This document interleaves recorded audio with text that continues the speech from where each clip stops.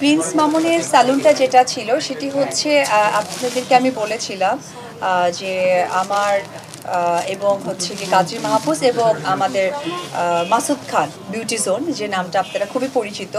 তো মাসুদ ভাইয়ের সাথে আমার একটু কমিউনিকেশন গ্যাপ হয়ে গিয়েছিল, যেহেতু আমি একটা বিজনেস প্রতিষ্ঠান এবং এটা আমি রান করব।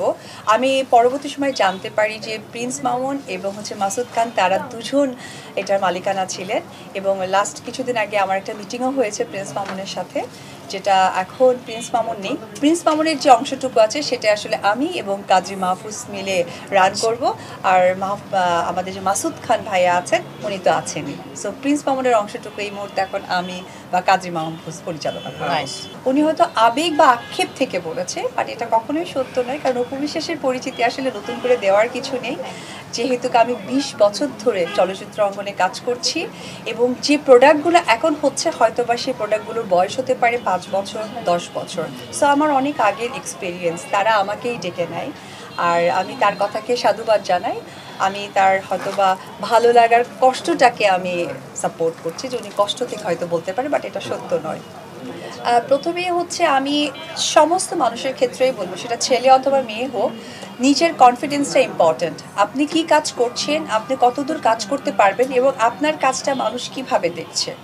সো ওই জায়গা থেকে নেগেটিভিটি যদি আমাকে টাচ করতে পারতো, তাহলে তো আমি এগিয়ে যেতে পারবো না, কারণ নেগেটিভিটিটা তারাই করেন যারা আমার কাজকে ছুঁতে পারেন না। এটাই নেগেটিভ করে আমাকে আমার কাজের ফোকাস থেকে বাইরে নিয়ে যেতে চাই।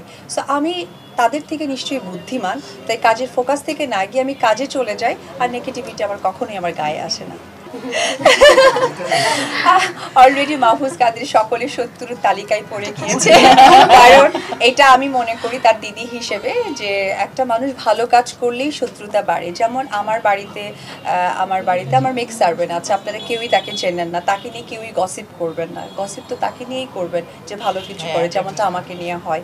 সো আগেও অনেক কাজ করেছে, হয়তো অতটা ফোকাসে আসেনি, এখন ফোকাসে আসছে বিধায় নিন্দার চর্চিত হচ্ছে। But seriously I am so happy Mahfuz কাদরিকে পেয়ে, যে ডে বাই ডে আমাকে চেঞ্জ করতে সে সহযোগিতা করছে। দিদি, পুরনো একটা প্রশ্ন করতে চাই, যেটা মানে জীবনে আপনি বহুবার শুনেছেন। ওটারও তো আছে।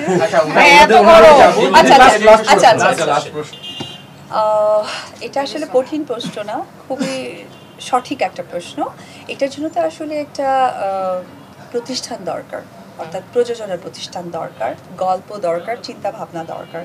এই সব কিছু মিলে যেহেতু উনি এখন এত বড় মাপের একজন অভিনেতা, তাকে নিয়ে আসলে এই মুহূর্তে আমিও উপবিশ্বাস নিজেও এত কাজ করার পরেও সেই যোগ্যতা রাখি না তাকে নিয়ে মন্তব্য করার। সো এটা আসলে প্রতিষ্ঠান ছাড়া কোনোভাবেই সম্ভব না ব্যক্তি জায়গা থেকে। সর্বপ্রথম আমি অনেক বছর ধরে সিনেমা অঙ্গনে কাজ করছি। আমাদের বাংলাদেশের মানুষ আমাকে যেভাবে ভালোবাসেন, তো ওই ভালোবাসা থেকেই আসলে একটা পথ প্রদর্শক বলতে পারেন। তো আমার কিছু অনুসারী আছে, ভালোবাসার মানুষ আছে, ফ্যান ফলোয়ার্স আছে। কেউ যখন নতুন ব্যবসা প্রতিষ্ঠান আসলে করতে চায়, তখন চাই যে আমার যেন এইটা একটা মার্কেটিং হয়, আমি যেন অনেকের কাছে আমার এই বিজনেস, আমার এই যে সুন্দর উপস্থাপনাটা যেন পৌঁছে দিতে পারি। সেই পৌঁছানোর সাথেই কিন্তু আমাদের কি হয়, যে একজন যে মানুষকে সকলেই পছন্দ করে, বা যে মানুষের কাজ দেখতে সেই অনেক আগে থেকেই দেখে আসছে, তখন কিন্তু সেই মানুষকেই চায়। যার কারণে অনেক সময় আমাকে অনেকেই হয়তো বা হেট করে হোক বা ভালো লাগা থেকে হোক বলে যে উপবিশ্বাস পার্লার ওপেনিং বা নারীদের সাথে সবসময় থাকে। এতে করে আমি একদমই কষ্ট পাই না, আমি খুশি হই এই কারণে, কারণ যে মানুষটা আমাকে হেট করে সেও আমার এই কাজটাই দেখছে, যেটাই আমার লক্ষ্য, যে আমার কাজটা মানুষের কাছে পৌঁছে দেওয়া। সো আজকে এই পার্লার এত সুন্দর একটা উদ্যোগের সাথে নিজেকে যুক্ত করতে পেরেছে এবং আমাকে ডেকেছে, সত্যিই ভালো লাগছে। যে অপদি হচ্ছে দিনকে দিন সাকিব ভাইয়ের থেকেও বেশি স্লিম এবং সুন্দর হয়ে যাচ্ছে। এগ্রি করেছি কিন্তু আসলে এইখানে আমার উত্তর দেওয়ার কিছু নেই, এটা সত্যিই ভালোবাসা, এটাই আমার চাওয়া পাওয়া। আমার কাজের তো এটাই অ্যাওয়ার্ড। আমি স্টেজে উঠে একটা অ্যাওয়ার্ড থেকে ইম্পর্টেন্ট হচ্ছে যে ম্যান টু ম্যান যখন আমাকে নিয়ে ভালো মন্তব্য করবে, ওটাই আমার কাছে অ্যাচিভমেন্ট, যেটা আমার সারা জীবন থেকে যাবে। অ্যাওয়ার্ড হয়তো বা জং পড়ে যেতে পারে, বাসা চেঞ্জ করার সময় হারিয়ে যেতে পারে, কিন্তু মানুষ যারা ভালোবাসবে, আমাকে ইন্সপায়ার করবে, এই অ্যাওয়ার্ডটা আসলে কখনোই হারার নয়। তো সেই জায়গা থেকে এটা ভালোবাসারই একটা প্রতীকী কথা আমি বলবো, আমি সাধুবাদ জানাই। এবং আমার চেষ্টাটাই থাকে যে আমাকে মানুষ যেভাবে ভালোবেসে এসেছে, যেমন আমার বাচ্চার পর আমাকে সবাই দেখেছিল, এটা আসলে মানে নায়িকা উপবিশ্বাস ছিলেন না, ওটা মা উপবিশ্বাস ছিলেন। সো এটা আমার হাত ছিল না।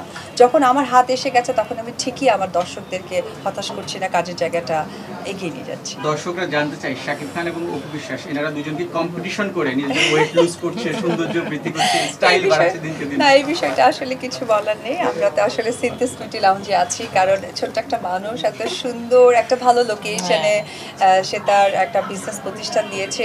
আজকালকার সময় আসলে নিজের যোগ্যতা একটা বিজনেস প্রতিষ্ঠান দেওয়া এটা অনেক সাহসের ব্যাপার, কারণ বিজনেস ভালো মতো হতেই পারে। আর বিশেষ করে পার্লার সেকশনের বিজনেসটা কিন্তু এখন একটা বড় ধরনের কম্পিটিশন হয়ে গেছে, কে কার থেকে বেশি করতে পারে। তার মাঝেও যে সে সাহসটা করেছে, তো আমরা সকলেই মিলে তাকে এই সহযোগিতা করব নিউজের মধ্য দিয়ে, প্রচারণার মধ্য দিয়ে, যাতে এই সিনথেস বিউটি লাউঞ্জ এটা ঠিকানাটা আপু প্রপারলি বলতে পারবে। সো আপনারা সকলেই আসবেন।